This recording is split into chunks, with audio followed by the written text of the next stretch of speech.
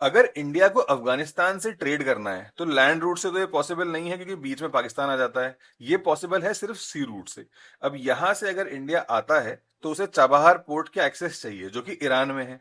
उसके बाद ईरान में चाबहार से हमने जायदान के लिए एक हाईवे बनाया, उसके बाद उसे कनेक्ट कर दिया जरंज और फाइनली दिलाराम से, जिससे कि अफगानिस्तान से ट्रेड हो सके। यही नहीं, इवन सेंट्रल एशियाई कंट्री जैसे कजाकिस्तान, उज्बेकिस्तान, तुर्कमेनिस्तान, किर्गिस्तान और ताजिकिस्तान से भी अगर हमें ट्रेड करना है तो यही तरीका है, क्योंकि देखिए यहां से पीओके आ जाता है और यहां पे एक्सेस इंडिया का लैंड रूट से है नहीं।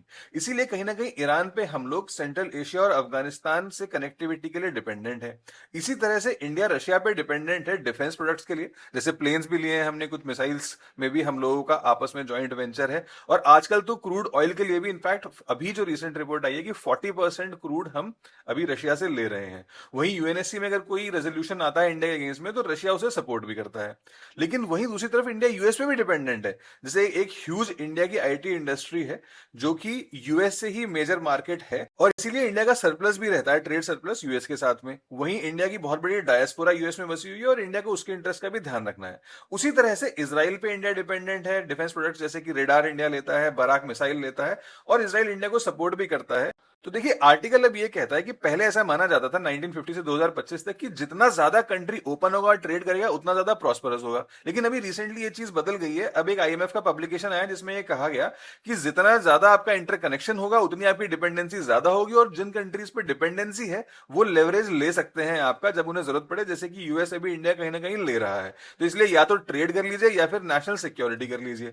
अब ये कहते हैं कि देखिए ट्रेड ऑफ उन्हीं के लिए अवेलेबल है जिनकी मैन्युफैक्चरिंग इकोनॉमी बहुत लार्ज है और उनका डोमेस्टिक मार्केट भी बहुत बड़ा लार्ज है।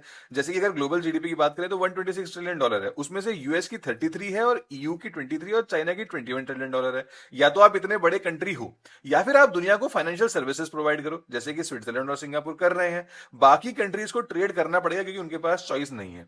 दूसरी बात यह है कि अगर हम करेंसी की बात करें तो कौन सी करेंसी यूज की जाएगी इस ट्रेड के लिए। अब तक तो डॉलर की जाती थी, क्योंकि हर एक कंट्री ये चाहता है कि उसी की करेंसी रिजर्व करेंसी हो। जैसे कि अगर आपने अभी रिसेंटली देखा होगा कि ईरान और रशिया को यूएस ने डॉलर के लिए तरसा दिया, तो वो ग्लोबल ट्रेड उनके लिए डिफिकल्ट हो गया। कर तो पा रहे लेकिन बहुत डिफिकल्ट है। इसीलिए एक एसडीआर नाम की करेंसी बनाने की कोशिश भी हुई थी, स्पेशल ड्रॉइंग राइट्स, जो कि आईएमएफ के अंदर होते, लेकिन वो चल नहीं पाए। अब किसी भी ग्लोबल करेंसी की प्रॉब्लम यह होती है कि अगर आपको उसे रिजर्व करेंसी बनाना है तो आपको मैसिव ट्रेड डेफिसिट्स झेलना पड़ेगा, तभी दूसरे कंट्रीज आपकी करेंसी को स्टोर कर पाएंगे। अगर सरप्लस होगा तो फिर करेंसी आप ही के पास आ जाएगी। और यही प्रॉब्लम चाइना की भी है कि वो चाहता तो है कि उसकी रेनमीबी और युआन बन जाए ग्लोबल रिजर्व करेंसी, लेकिन ऐसा हो नहीं सकता क्योंकि उसका तो ट्रेड सरप्लस नहीं है। तो इस पर आपका क्या ओपिनियन कमेंट करके बताइए। अगर आपको स्लाइड चाहिए तो आप इस टेलीग्राम चैनल पर जा सकते हैं।